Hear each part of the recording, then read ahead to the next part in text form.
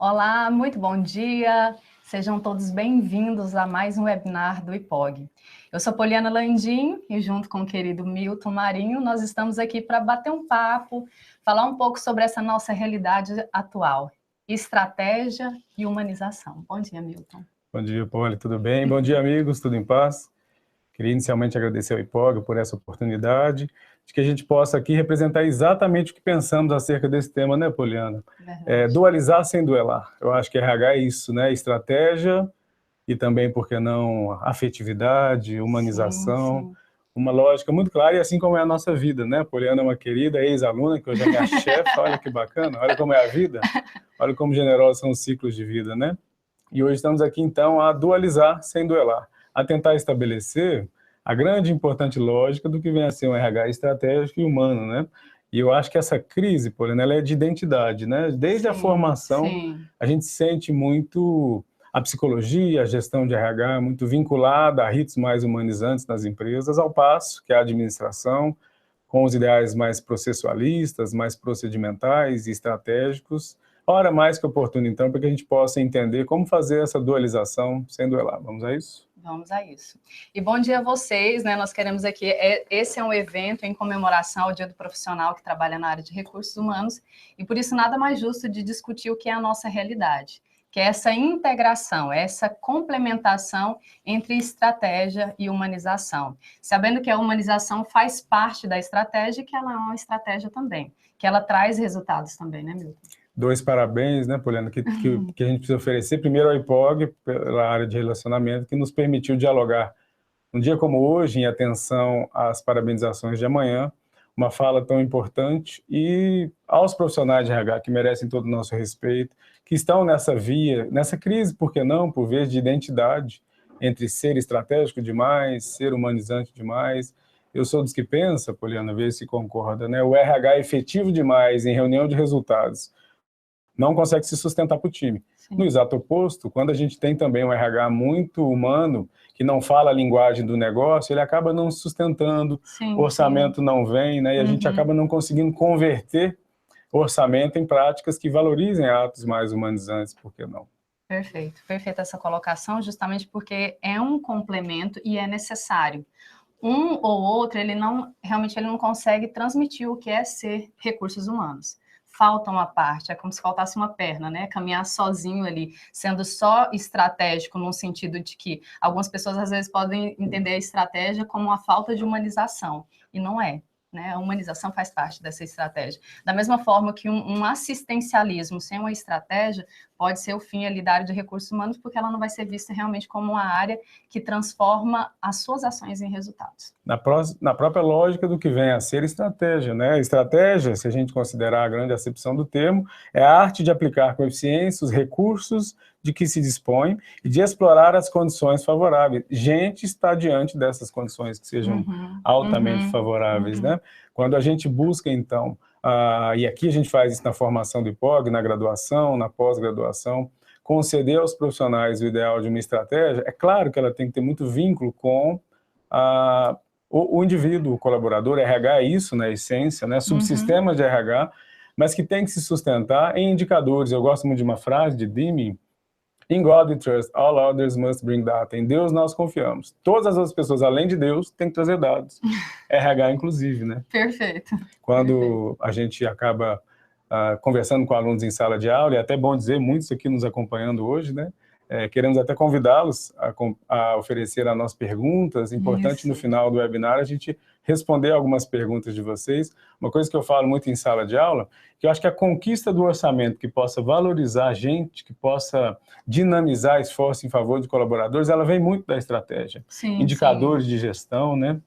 Até porque, consideremos, atração, retenção, diminuição de rotatividade está muito ligada à satisfação que o colaborador tem com a empresa. Eu acho que vale o foco. Qual é o nosso foco, então? Para onde vamos com o nosso RH? Nós temos indicadores? Eu gosto dessa via, veja se ela te agrada.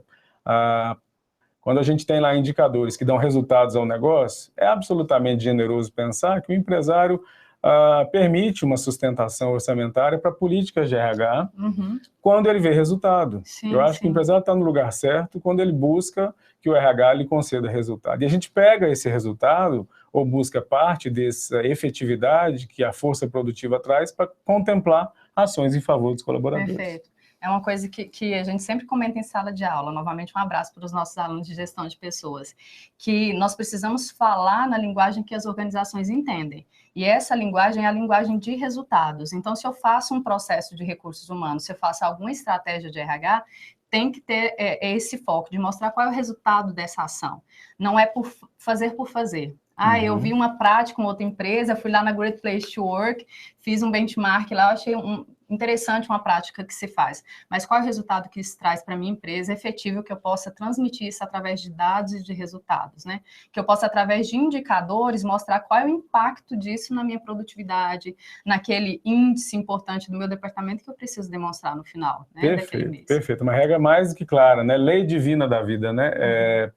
Indicadores que façam pessoas se formatarem como centro de lucro na organização. Sim, Quando sim. a gente consegue traduzir ao empresário essa possibilidade, e mais do que tudo esse vigor, é certo, é fruto da nossa experiência, né? Do nosso passado de absurdos gloriosos, a gente foi aprendendo com uma professora bacana na vida, né? Chamada Vida, ela foi lá nos ensinando, labutando e a gente aprendendo que indicadores vão sustentar o diálogo lá na reunião de resultados, e certo, a gente tem experiências do nosso passado profissional, do nosso presente profissional, que nos fazem considerar que quando você tem lá um turnover bem medido, considerado de modo que ele esteja atendendo aos anseios da organização, a gente consegue pegar ou tomar parte do orçamento ali daquilo que vem de resultado para a empresa a oferecer ações de RH.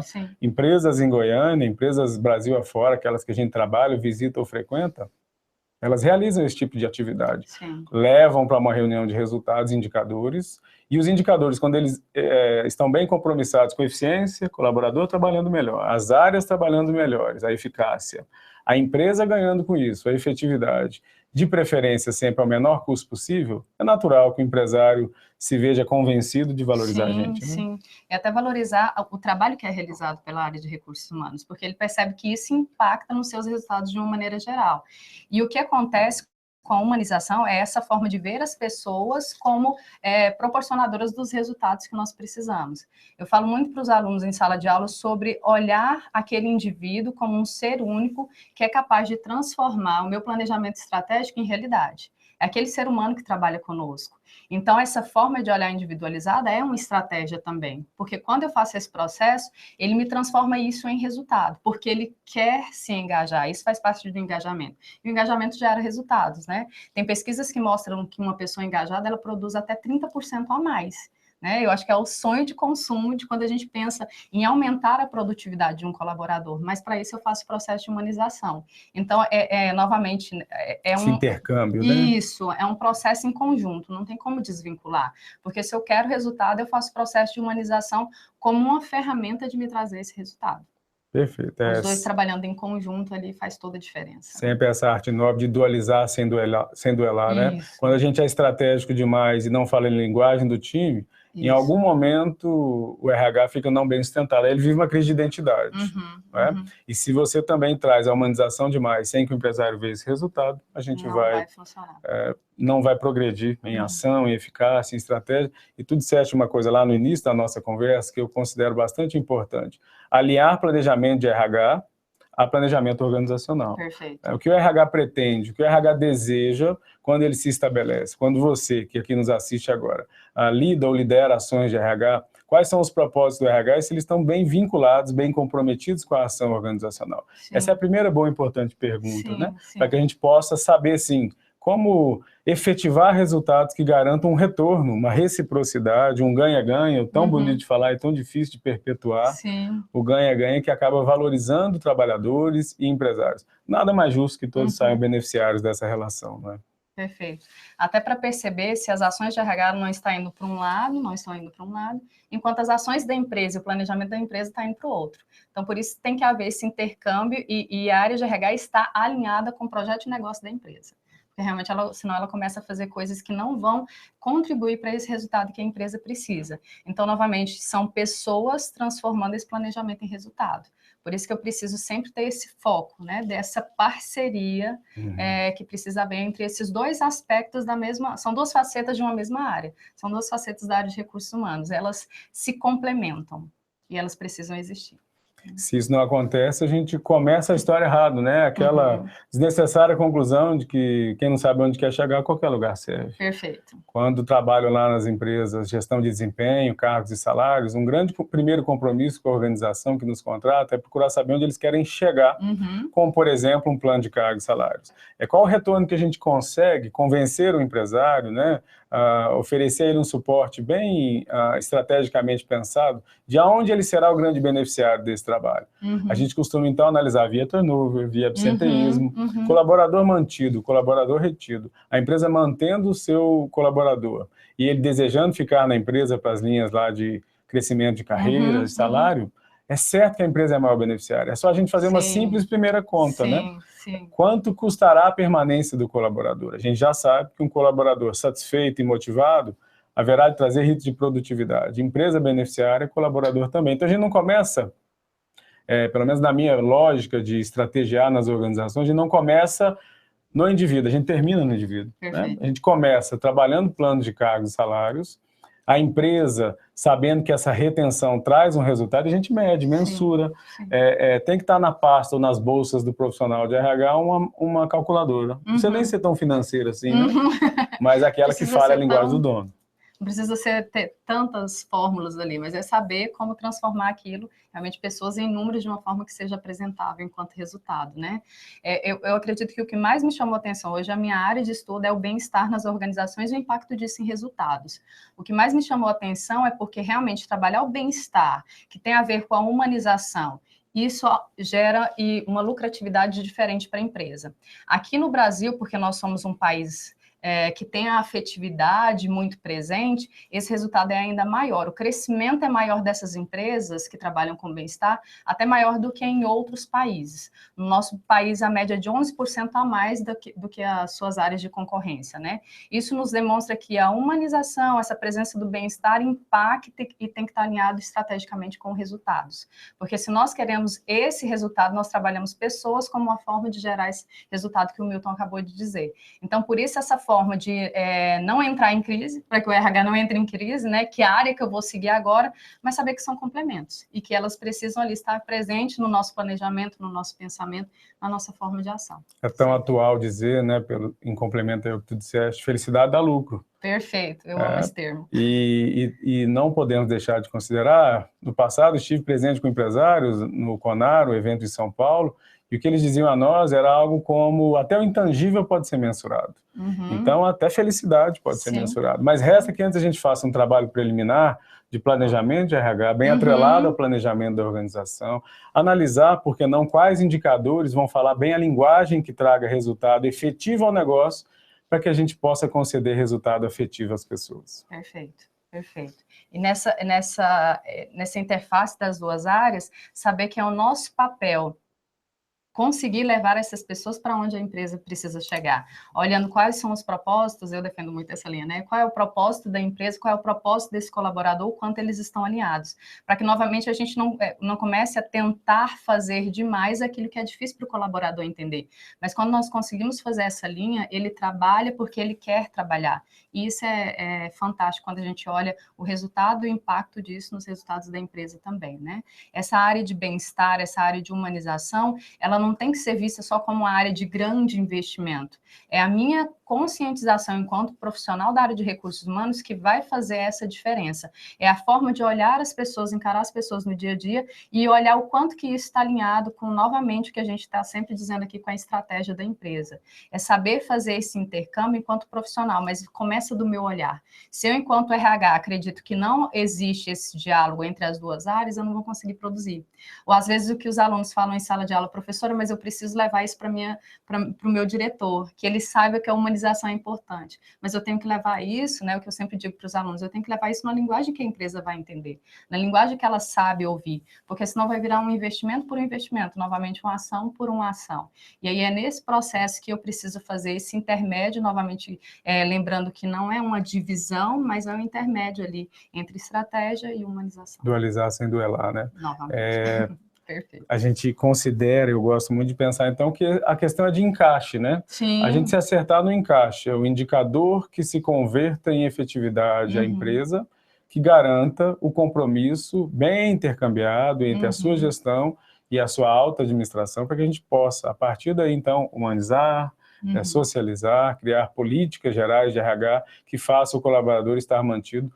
Isso é a lei da vida, não tem como a gente fugir. Estamos numa instituição que tanto valoriza isso, comportamento organizacional, teoria, técnica e prática. Os estudos são cada vez mais generosos em nos fazer acreditar e garantir ao empresário, sim, que produtividade dá lucro, satisfação dá lucro, motivação dá lucro, engajamento é lucro. Então, a gente precisa viver lá naquelas nossas clássicas ações de RH, os subsistemas clássicos de RH, pensar em indicadores que falem a linguagem que se converta em resultado para o dono e efetividade e afetividade para o colaborador. Por exemplo, quando a gente pega lá uma ação de recrutamento e seleção, se a gente usa um indicador como índice de adequação do empregado à vaga, se a gente começa a mostrar para a empresa que aquele colaborador tem sido bem buscado, as ações gerais de recrutamento e seleção têm sido cuidadosa e minuciosamente buscadas, a chance de que o colaborador permaneça é muito grande. E um colaborador que permanece não é um custo rescisório que vem. Perfeito. Não dá para a gente trocar, então, com o empresário,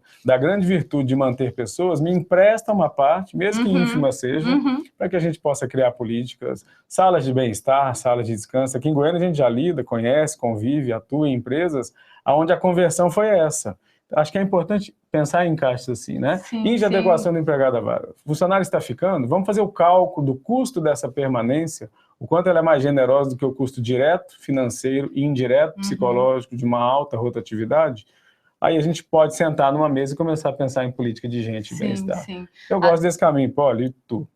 Perfeito. Eu amo esse caminho também porque é novamente essa integração e é saber mostrar que com o pouco, né, como você disse, é uma pequena parte ali de um processo rescisório que geraria um encargo muito maior para a empresa. Que com isso nós conseguimos também fazer e trabalhar a satisfação do colaborador. Porque, novamente, é isso que faz com que ele esteja presente, numa presença mais constante na empresa. Presença que eu falo não só de estar lá todos os dias batendo cartão, mas de estar lá de uma maneira integral, que ele queira estar nessa empresa. E isso faz total diferença. Não só em pesquisas que possam eleger essa empresa como uma empresa que trabalha em bem-estar, mas que no dia a dia as pessoas sintam e queiram estar lá. Então, as pesquisas mostram que, principalmente quando a gente trabalha o desenvolvimento desse colaborador, ele quer estar na empresa, e isso é retenção, isso é falar de resultados, isso é falar de estratégia. Eu amo uma frase que você postou há algum tempo atrás, que fala que sobre o desenvolvimento e sobre a retenção, que os verdadeiros líderes são aqueles que perguntam, não, e se eu não desenvolver, essa pessoa ficar? Né? Pois é, qual é o custo, né? Isso. Qual é o mais caro e mais alto custo, né? Isso, que é muito melhor desenvolver a pessoa e ela ficar do que você não desenvolver e ela ficar na sua empresa. Verdade. Então, é pensar nesse investimento em desenvolvimento, que é também um investimento nos seus resultados, porque se a pessoa se desenvolve, ela trabalha melhor.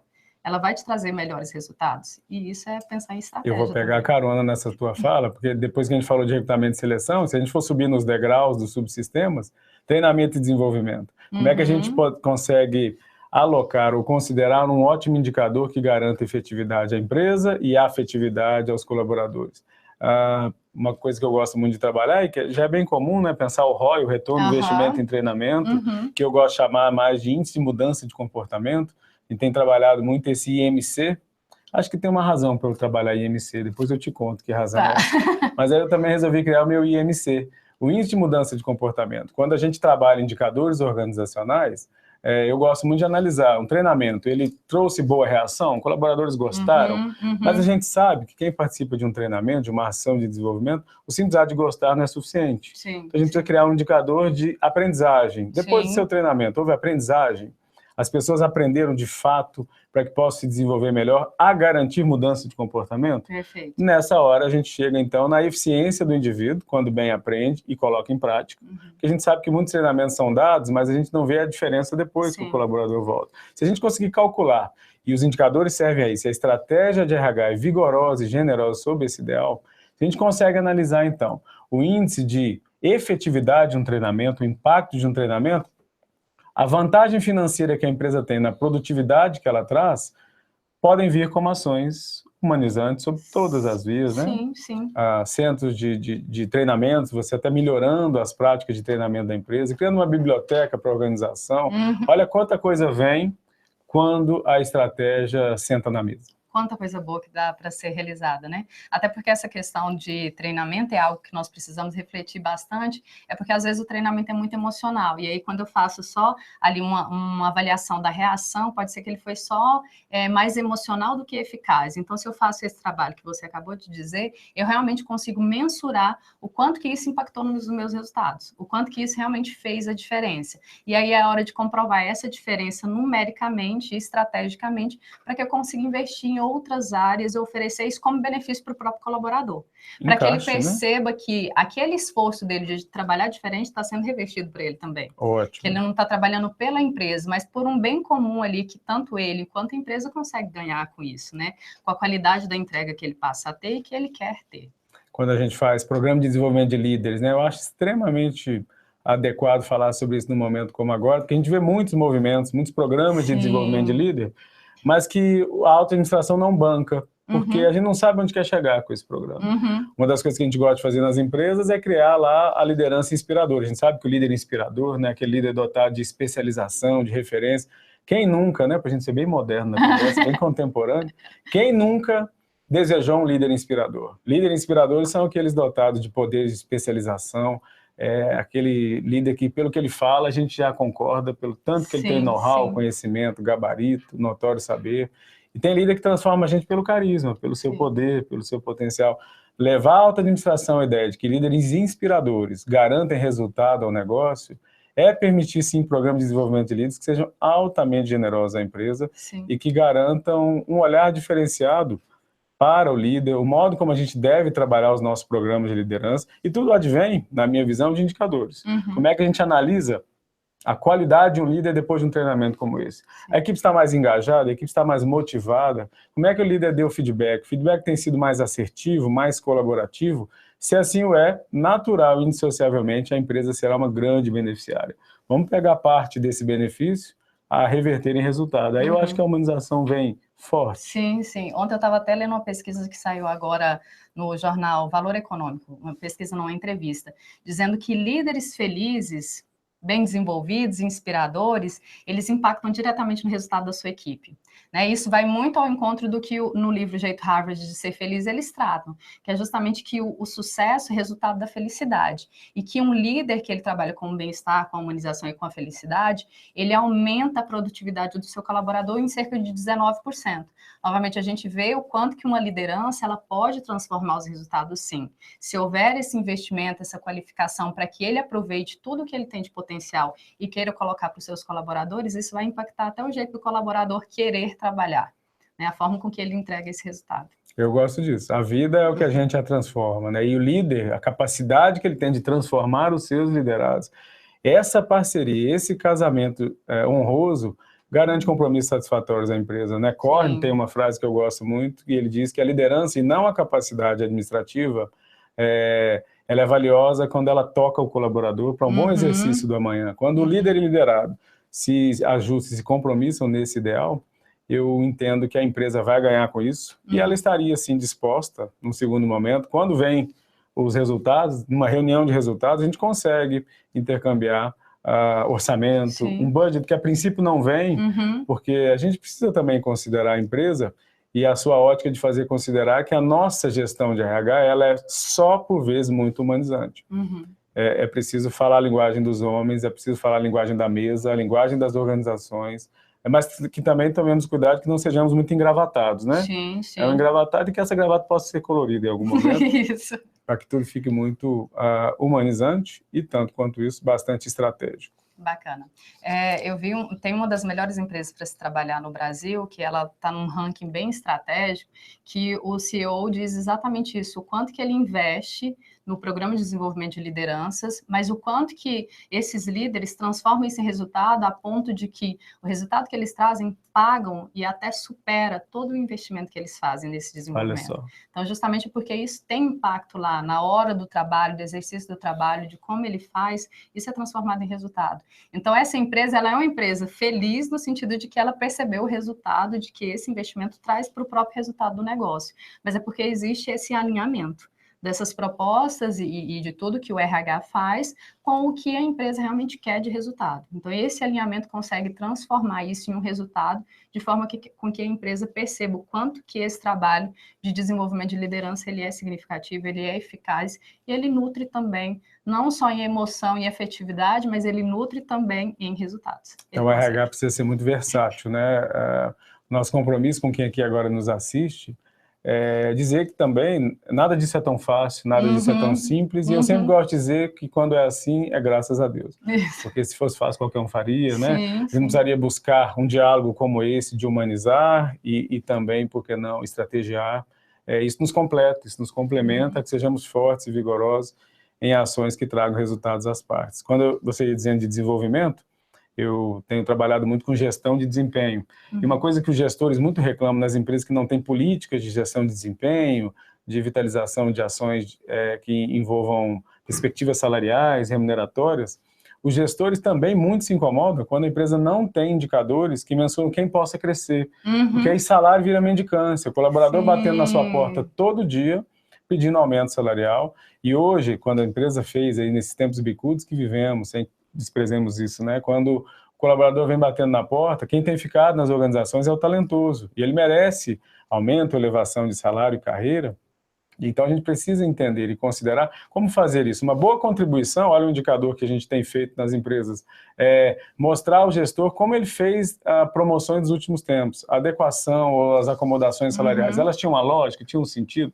Depois que a gente criou uma política, não ficou mais fácil liderar? O que os líderes têm oferecido a nós é a ideia de que o indicador, dizendo quem são aqueles que apresentam mais potencialmente qualificados, isso faz resultado ao negócio.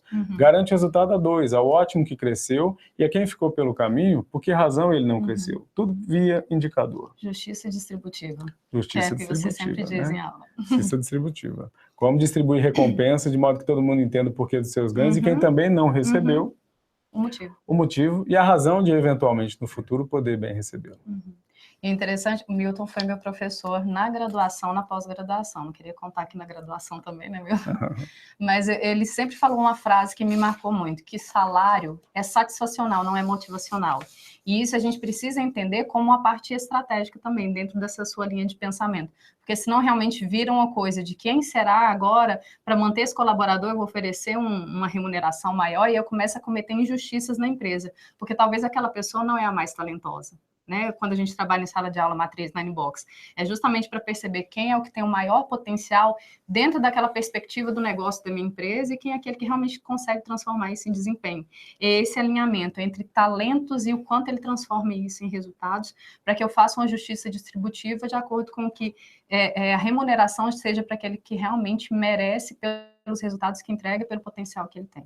Tua fala me traz duas certezas, Poliana, quase terminando aí a nossa conversa, né, para a gente poder aproveitar aí, eventualmente, as perguntas e poder responder as perguntas de quem participa conosco. Duas certezas você me traz. A primeira é de que os discípulos superam os mestres. E a segunda certeza, clara e lógica, é o quanto a gente precisa se gabaritar, se especializar de informação, teoria e técnica, para que a prática seja resoluta, né? Você traz aí algo que para mim é muito importante. Pessoas satisfeitas trabalham, pessoas motivadas trabalham mais e melhor. Se a gente encara um RH sem que isso seja uma verdade, sem que isso não esteja evidenciado, a gente costuma criar descompromissos organizacionais, né? O RH acaba virando um percurso desumano, nada de recurso humano. Quando a gente, então, não entende que remuneração, ela vai fazer no máximo de fazer o colaborador estar na organização. Sim. O que motiva é autonomia, variabilidade de tarefas. Olha a motivação falando a linguagem humana. Então, se a gente não reconhece em estratégia o tanto que a teoria e a técnica nos permite melhor análise, esse diálogo ele fica absorto, fica fora do padrão e a gente acaba não se convencendo em efetividade. É muito importante que estejamos, profissionais de RH, sempre especializados ou se especializando, sempre se nutrindo de teorias e técnicas, desse homem organizacional, modelo de desenvolvimento do indivíduo na organização, que vem se modificando ao longo dos tempos. Senão a gente cria lógicas muito pragmáticas e que não trazem resultado efetivo ao negócio.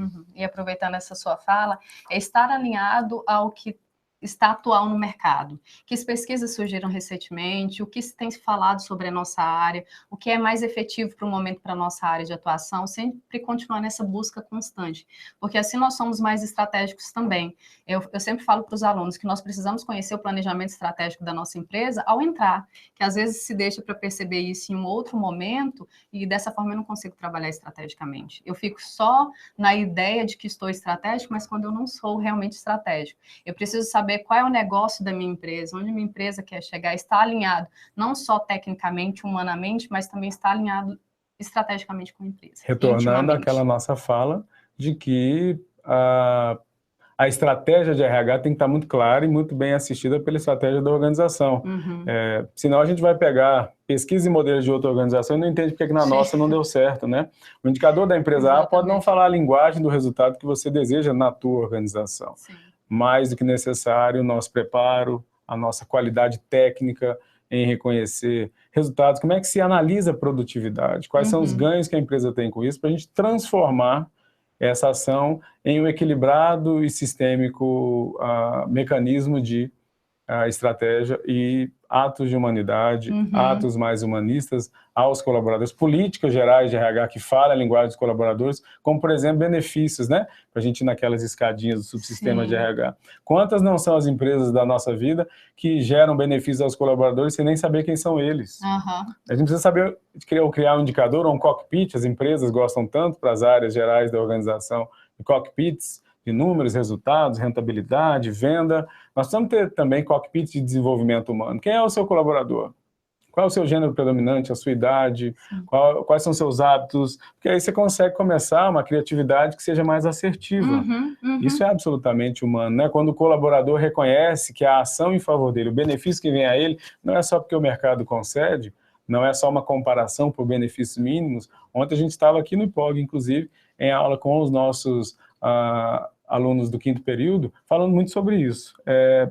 Como é que a gente implanta gestão de benefícios nas empresas? Que não é só também oferecer benefícios, é gerir benefícios, né? É um plano de saúde, ele assiste, ele é bom, ele atende, ele fala a linguagem dos colaboradores. Qual seria um bom benefício que eu possa oferecer aos funcionários da minha empresa? Primeiro preciso saber quem são eles. Sim, fazer essa análise de uma certa forma individualizada. E isso é tão importante porque quando a gente pensa em bem-estar, em olhar a empresa de uma maneira geral, nós esquecemos de olhar essa parte estratégica.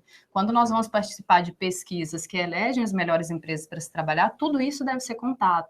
Por exemplo, quantas mulheres eu tenho em cargo de liderança, quem são os meus colaboradores, são mais homens, mais mulheres, que efeito faz um vale-refeição na vida desses meus colaboradores, nesse nível hierárquico que eles estão, né? Será que isso realmente faz a diferença para a minha empresa, para a realidade do meu colaborador? Tudo isso é levado em consideração, porque isso é estratégia. Responsabilidade social corporativa é estratégia, né? Sim, alavanca resultados organizacionais, a empresa passa a ser mais vista como empresa cidadã, empresa colaborativa. Essa tendência que é europeia na essência, no Brasil ela já vem se consolidando, né? Não por acaso, as empresas que trazem os maiores selos de gestão organizacional e gestão de pessoas estão bem envolvidas nessas práticas mais colaborativas, em saber reconhecer quem são os seus colaboradores, e não tem jeito, né? Mais uma lei divina da vida, né? Vida em equilíbrio. A estratégia que não seja massacradamente formatada só em resultados e a análise humana que não se converta em apenas um psicologismo, e nada contra os psicólogos, minha família nem me deixaria fazer isso, tem razão que somos vários psicólogos na família, é o equilíbrio. Como é a vida, né? Esse encaixe pleno, resoluto, de a gente conseguir se encontrar em indicadores que sustentem uma gestão e políticas que favorecerão os seus colaboradores. Eu gosto muito desse caminhar. Eu acho que essa linha de tendência, essa via, ela é bem generosa. Perfeito. Você falava sobre essa adequação, me fez lembrar de um case que a gente sempre discute muito de uma das empresas, né? Eu sempre falo das melhores empresas para se trabalhar, porque é uma área de estudo que eu tenho, que eu gosto, sou apaixonada. Mas às vezes, olhar isso dentro de uma outra empresa e pensar que isso vai se encaixar na minha cultura, né, na forma de pensamento da minha empresa.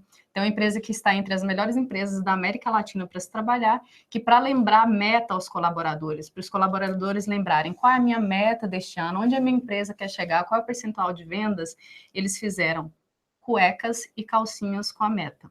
Isso quando eu conto em sala de aula, os alunos falam, professora, meu Deus, como assim? Mas para aquela cultura é o melhor para eles. Eles amam, né? Eles brincam, e isso é muito interessante para a cultura. Mas talvez se eu for fazer na empresa ou num cliente, isso vai ser uma coisa que não cabe. Então, novamente, eu preciso saber qual é a minha empresa, qual é a cultura que os meus colaboradores têm, qual é a cultura dos sócios, né, dos acionistas da empresa, o que eles querem, o que o corpo diretivo quer. Então, nesse sentido, é fazer esse alinhamento. Não só pegar práticas por fazer e achar que aquilo vai dar certo na minha empresa, que nem sempre dará. Replicação de modelos é um perigo, mas replicação de gestos harmoniosos, convincentes, em favor do colaborador e garantindo o resultado da empresa, é inclusive o objeto do nosso diálogo aqui, né? Sim. Alguém quer dialogar com a gente. Nós temos aqui a Denise Leão Martins, uma queridíssima parceira de trabalho, participando conosco, e ela está perguntando a nós, Poliana, gostaria de saber como, na visão de vocês, tem sido, de fato, a evolução do RH estratégico dentro das empresas, já que me parece um grande desafio fazê-lo. Sim, perfeito. Denise, um abraço novamente a você. Como o Milton disse, é um desafio que nós precisamos ter como nossa meta. Dizer simplesmente que são poucas as empresas ou que nem todas as empresas conseguem trabalhar é um pouco desmotivador. Por isso, a gente sempre gosta de seguir a linha de que é possível, sim, trabalhar e trazer essa estratégia dentro da área de recursos humanos.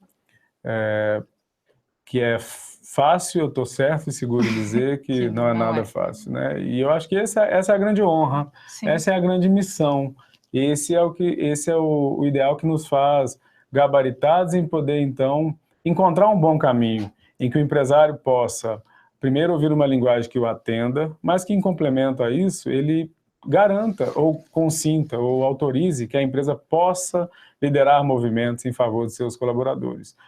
Isso faz com que nós nos coloquemos cada vez mais qualificados, né? Quando algum profissional de gestão de gente me pergunta qual curso fazer, eu pergunto qual curso ele ainda não fez de outras áreas que ele desconhece, porque falar a linguagem do negócio, criar indicadores, é também assumir um compromisso de entender o que é a empresa, o que é a produtividade. A versatilidade do profissional de RH é a primeira sustentação que faz esse desafio ser resolvido, na minha visão. Perfeito.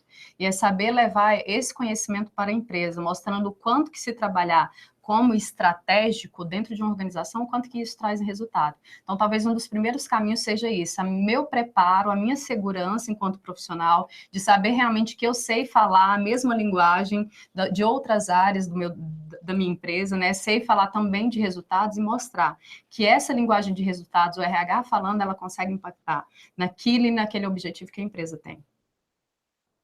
Quando a gente pensa em profissionais e ações de RH voltadas à gestão de pessoas, também é muito oportuno que nos encontremos nos modelos de sucesso, visitando empresas, oportunizando práticas, vivenciando experiências que deram certo em grandes corporações nacionais, em grandes corporações goianas, por que não, que nos estimulam a esse bom e importante efeito de ver a gente fazendo diferença na vida das pessoas. Eu acho que RH é isso, a incrível arte nobre de fazer diferença na vida das pessoas. Um complemento dessa nossa fala, de além de a gente versatilizar conhecimentos, é também conhecer práticas de mercado, né, que sejam satisfatórias sobre esse ideal. Como é que profissionais de RH encontraram o caminho que fosse possível? Isso não nos faz desistir e nos faz inspirar. Perfeito. Mais uma pergunta. Obrigada, Gabriel Santos, por ter enviado para nós. Sobre o aspecto humano, quais os principais desafios na motivação dos colaboradores atualmente? E sob o ponto de vista estratégico, quais riscos um colaborador desmotivado representa para as empresas? Bacana. Um colaborador desmotivado, ele é, em certa medida, um absenteísta de plantão, o que gera, vamos falar de indicadores, então, o prejuízo de ele não estar presente, né? Calcular absenteísmo e levar isso para o dono é permitir que a gente possa criar políticas de retenção, de manutenção de colaboradores na empresa, especialmente, se assim for possível, cada vez mais engajados. Com o grande cuidado, Gabriel, de a gente calcular presenteístas, né? Aquele presente ausente, é o que vai todo dia, bate o ponto, mas que não tem traduzido em resultado efetivo ao negócio, à sua prática profissional. Esse é um desafio a ser conquistado. Eu gosto muito desses indicadores, inclusive o absenteísmo, o turnover, são indicadores de base, né? Um desmotivado colaborador, ele vai alimentar a rotatividade no futuro muito próximo. E eu sou dos que pensa que há vários custos diretos e indiretos numa rotatividade. Levar para o dono o custo da ausência de um colaborador, da saída definitiva de uma demissão, é quase como dizer o alto valor financeiro que se paga quando se perde alguém. Não teria sido melhor, com muito menos gastar, práticas políticas e, mais do que tudo, estratégia a mantê-lo e a desenvolvê-lo? E quando a gente fala sobre esse aspecto, nós falamos também do processo de levar a motivação para os colaboradores, que não é só uma vertente. Eu costumo dizer que não existe fórmula mágica para motivação, mas existe sim algumas reflexões que eu posso fazer do que mantém esse meu colaborador na empresa, porque ele quer vir e quer entregar. E novamente é o processo de olhar a individualidade em um conjunto. Saber quem é esse colaborador, partir de valores e outras técnicas que me levam a dizer qual é o motivo que essa pessoa tem para estar na minha empresa. Uma das coisas que a gente mais discute é, por exemplo, a questão do propósito. Qual é o propósito de vida desse colaborador, dos meus colaboradores? Porque é aquilo que a gente brinca que acaba com a crise do domingo à noite, né? Dele ter aquela ansiedade, a desmotivação de saber que amanhã ele está na empresa. Então, nosso desafio é olhar essa individualidade e saber propor ações que atinjam essa individualidade para que ele queira estar lá na nossa empresa. Não há nada mais humanizante do que você pacificar com colaboradores como eles têm visto a empresa. Uma gestão de clima organizacional não é outra coisa que não isso, né? O RH costuma se sustentar muito nos modelos que vêm do mercado, que vêm das revistas e dos congressos participados, em absoluto nada contra eles ou a isso, mas também olhar para dentro. É muito humanizante eu trazer ao colaborador o que ele deseja, como ele tem visto a organização, quais as suas percepções acerca da empresa. E acho que a gestão do clima organizacional é uma ótima maneira de pacificar o que pode vir a converter em motivação humana, né? Sim, a psicologia positiva, ela lida muito com o clima organizacional, dizendo que nós temos que trabalhar 3 emoções principais, que é a cooperação, o perdão e a gratidão. Que quando a gente consegue difundir isso para os colaboradores, nós melhoramos o clima organizacional e, por consequência, nós trabalhamos, de certa forma, a motivação também. Porque ele quer estar num clima em que ele sabe que as pessoas vão perdoá-lo, que as pessoas vão cooperar com o seu resultado e, principalmente, que seja grato, tanto ele para a empresa, quanto a empresa para com ele. E isso afeta diretamente a nossa felicidade. Poliana, uma querida aluna da gestão de pessoas. Poliana Xavier, aluna do IPOG, a pós-graduação de gestão de pessoas, nos faz uma pergunta. Como nós que trabalhamos em consultorias que atendem várias empresas, onde a maioria nos busca procurando agilidade nos processos, não se preocupando muito em explicar sobre sua empresa, quais os cuidados deve-se ter ao atender tanto candidatos quanto empresas? E, Poli, novamente um abraço. Poliana é uma querida. Eu também trabalhei em consultoria, Poliana, e essa era uma questão que sempre me ficava, né? Foi a época que eu fazia também o MBA. Como trazer essa estratégia dentro do meu processo, que às vezes tem que ser tão rápido? É, novamente, saber primeiro falar com esse cliente, no sentido de entender quem ele é, qual é a necessidade do meu cliente empresa, mas também saber quem é o meu cliente candidato.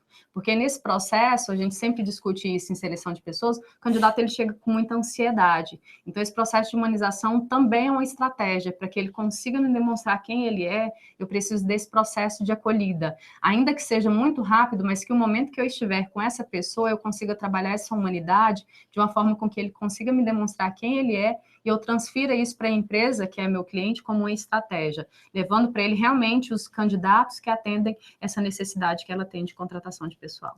Marcelo de Borba também nos faz uma pergunta, questionando como ser, então, cada vez mais estrategista nessa ação de RH, como se preparar a ser um bom gestor de RH com esse olhar estratégico. Eu entendo que cursos estão aí que oportunizem a você essa prática, aprender sobre planejamento estratégico organizacional, para que depois a gente se vincule ao planejamento estratégico de RH.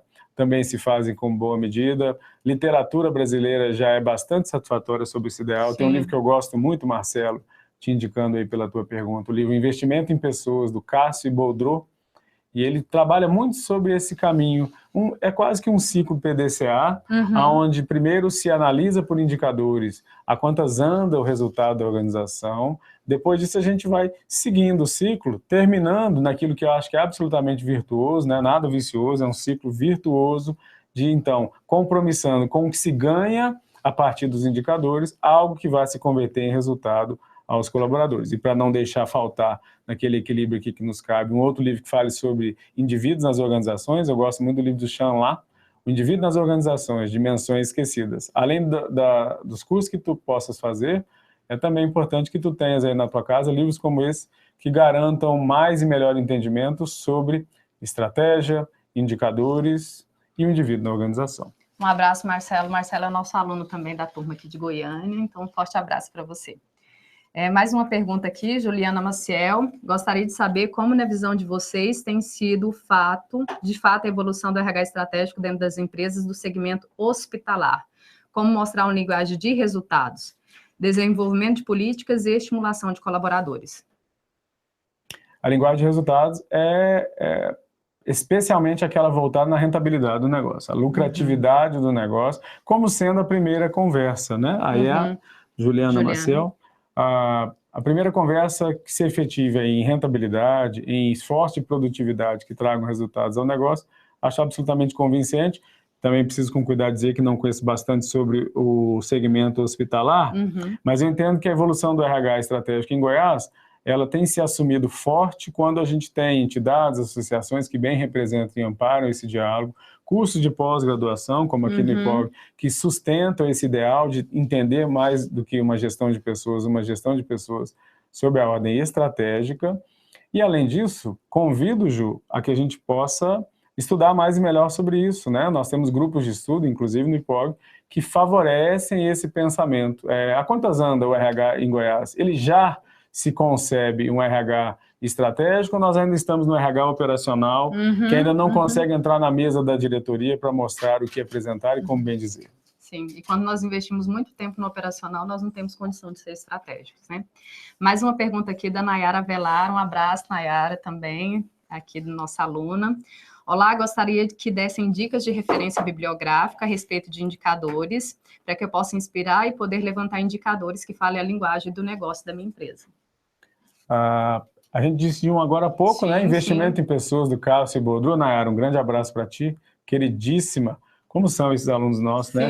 Muito queridos, a Nayara é uma aluna muito querida. Investimento em pessoas é um ótimo livro para se ter em casa. Marcelino Tadeu de Assis trabalha muito indicadores de gestão de RH, ele tem um livro muito bom acerca disso. E as nossas literaturas, por que não, escritores que somos, eventualmente, se também couber lá na tua prateleira, os nossos livros que falem sobre indicadores, gestão de pessoas, como centro de custo ou centro de resultado. Ótimo. Eu acho que a gente vai precisar, e infelizmente, eu diria assim, né, Poliana? Não só pela nossa parceria, que é sempre muito agradável a mim, mas pelo nosso horário, a gente vai hoje precisar se despedir, pedindo aos participantes, a esses queridos amigos que aqui estão conosco, que deixem as suas perguntas, que a gente certamente vai oferecer uma resposta a cada um de vocês. Registrem aquilo que vocês desejam falar, que hoje não coube.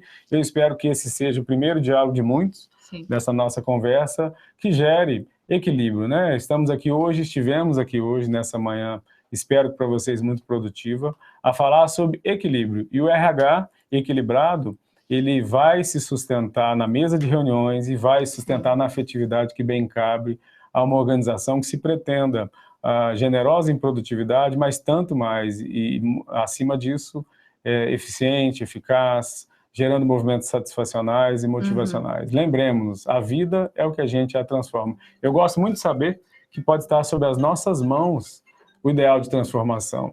Eu sou dos que pensam que a gente verdadeiramente nasce para fazer diferença na vida das pessoas. E se completo, sob esse olhar estratégico, sob esse olhar humano, eu não tenho dúvida de que a empresa achará e acatará interessante esse ideal de ver resultado a partir das mãos das pessoas. Olha, é um grande prazer estar contigo. Amigos, é um grande prazer estar com vocês. Muito obrigado por esse momento. Espero que estejamos juntos, como gosto de dizer, daqui para sempre. Um fortíssimo abraço a todos vocês. Milton, um grande abraço. Eu sempre falei, né? Milton é uma pessoa que eu admiro muito justamente porque ele sabe fazer essa parte estratégica de humanização. Um professor que tem a minha grande admiração, um colega, um amigo, que tem todo o meu carinho, o meu respeito. Então, muito obrigada por esse momento de parceria aqui com você. Obrigada a todos, um feliz dia do profissional de RH a todos vocês. Um abraço para os nossos queridos alunos, para todos vocês que participaram com pergunta aqui e que quiseram estar conosco. Nosso momento aqui é para trabalhar e trazer algumas discussões, reflexões, para que a gente possa realmente fazer diferença na vida das pessoas, fazer com que as pessoas queiram trabalhar e que transforme isso em resultados. Um grande abraço, fiquem com Deus, até uma próxima oportunidade. Parabéns, profissionais de RH.